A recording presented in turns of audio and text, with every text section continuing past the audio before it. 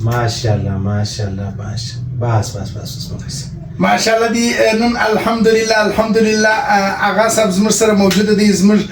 موږ له راغلی دی ماشاءالله دی د زعفران چای او د شاتو چای موږ ورته تور پیلاو کو بس ماشاءالله مولوي صاحب خبره داسې ده یو خو د قول د ډوډۍ کړی و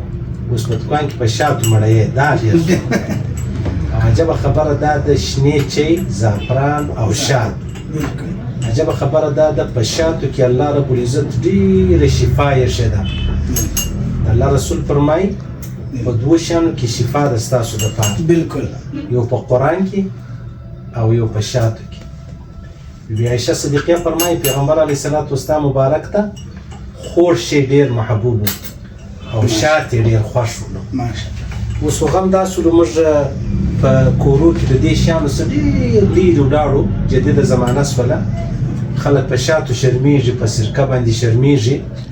په زیتونو باندې شرمېږي په زعفران باندې شرمېږي یعنې دا څومره تاواني خبره ده